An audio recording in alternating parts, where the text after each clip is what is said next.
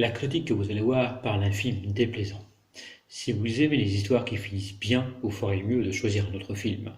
Car non seulement celui-ci finit mal, mais encore il commence mal et tout y va mal d'un bout à l'autre. On peut s'en foutre. Mais est-ce un bon film? Eh bien, vous le saurez après le générique.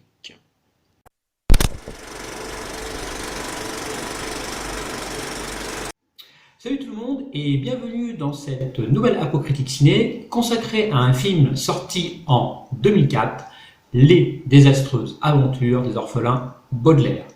Il s'agit d'un film réalisé par Brad Silberling, tiré de la saga de livres pour jeunes adultes The Lemony Snickets, A Series of Unfortunate Events. Il s'agit donc, vous l'aurez compris, d'une adaptation de livres vers un film. Les orphelins Baudelaire, pour faire court, ça raconte quoi? Eh bien, l'histoire des aventures désastreuses de Violette, meilleure des inventrices de 14 ans au monde, de son frère Klaus, 12 ans, qui mémorise tous les livres qu'il lit, et Prunille, 1 an, donc, qui possède 4 dents très tranchantes et qui mord tout ce qu'elle trouve autour d'elle, et qui parle dans un langage compréhensible uniquement par ses frères et sœurs. Du jour au lendemain, les 3 enfants se retrouvent orphelins à la suite d'un mystérieux incendie du manoir Baudelaire. Monsieur Pau, le directeur de la banque, où est entreposée la grande richesse de la famille Baudelaire, que Violette touchera uniquement à sa majorité, est chargé donc de confier les enfants aux parents les plus proches de la famille Baudelaire. Il s'agit donc du comte Olaf, un sinistre acteur égoïste et vantard qui ne cherche une seule chose, se débarrasser des orphelins. Pour adapter ce roman, Brad Silberling, donc c'est le premier long métrage, j'ai regardé, et il n'aura fait après que je crois que Land of the Lost en 2007, j'ai pas trop de films de lui, mais sur la table donc 125 millions de dollars. Pour porter un tel projet au cinéma, pas de secret, il faut un bon casting. Le réalisateur engage donc Jim Carrey, pas moins que lui, pour incarner donc le comte Olaf. Pour incarner les 3 orphelins, il choisit Ian Ecken dans le rôle de Klaus, Emily Browning dans le rôle de Violette et Shelby et Kara Hoffman pour le Prunier. Oui, il faut deux enfants pour incarner le Prunier parce que par rapport à la législation américaine, elle était trop jeune donc pour les heures de tournage. C'est une technique bien connue, dans ces cas-là on prend des jumeaux. C'est une technique qui a été utilisée d'ailleurs dans la série des années 80, La Fête à la Maison, où on a découvert donc, les sœurs Olsen, qui incarnaient donc à l'époque la cadette de la famille, Michel. On retrouve également donc à l'affiche Meryl Streep dans le rôle de la tante Agrippine, Catherine O'Hara dans le rôle de la juge Abbott, et Jude Law qui incarne le narrateur, Lemony Snickets. Bref, un casting de rêve pour un premier film. Alors, est-ce que c'est une bonne adaptation? Oui et non.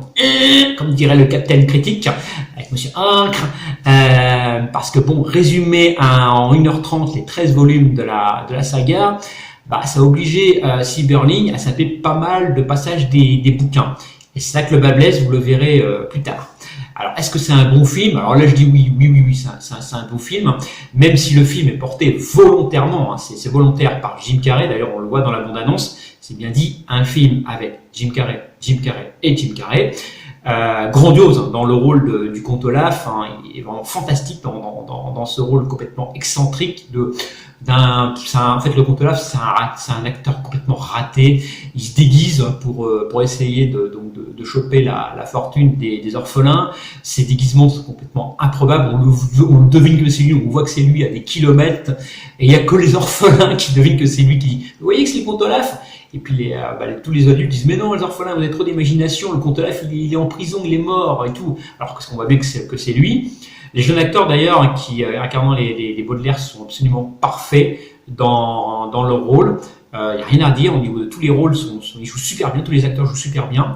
La photographie, le décor signé Rick Henrich et les costumes Colin Eastwood donnent une dimension très Tim Burton du film. C'est normal parce que Colin Eastwood était un ancien élève de Tim Burton.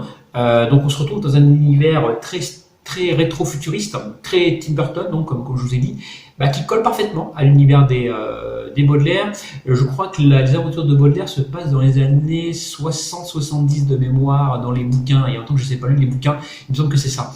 Malheureusement, donc avec sa montage structure un petit peu en montagne russe, une histoire condensée dans un scénario pas du tout à la hauteur de l'univers des romans, ce monde d'expérience.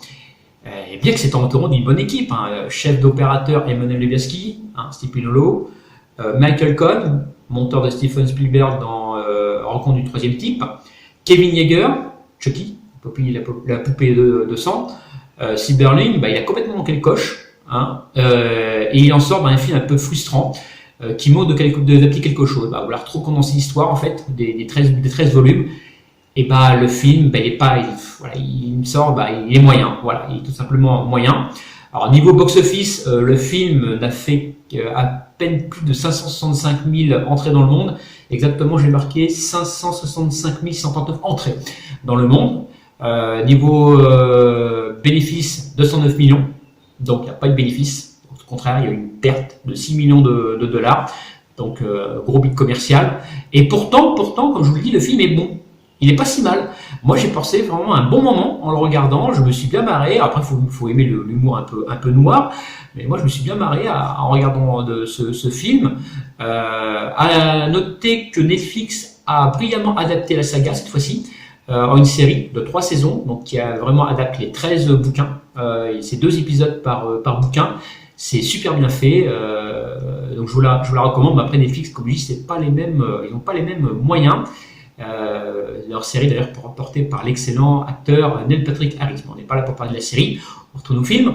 Alors pour conclure, je pense que Sieberling, c'est ni plus ni moins pour un premier film attaqué à un trop gros morceau. En parlant tout sur le casting, c'est tout simplement pris les pieds dans le tapis. C'est malheureux pour lui, mais voilà. Côté note, le film obtient la note de 72 sur 100 sur Metacritic, la référence mondiale de la critique ciné et autres. Pas si mal pour un premier film. Captain Watch, notre partenaire, il obtient la note de 6,7 sur 10. Vous voyez, 6,7 sur 10, c'est pas si mal. Et quant à moi, je vais lui mettre 7 sur 10 pour les défauts donc, que je viens de citer. Et parce que pour moi, c'est quand même un très bon brouillon. Alors, je vous conseille de voir ce film et de vous en faire votre opinion. Vous pouvez le trouver en VOD, en DVD. Il passe très peu à la télé. Mais dès qu'il passe, voyez-le. J'en ai donc fini avec cette critique.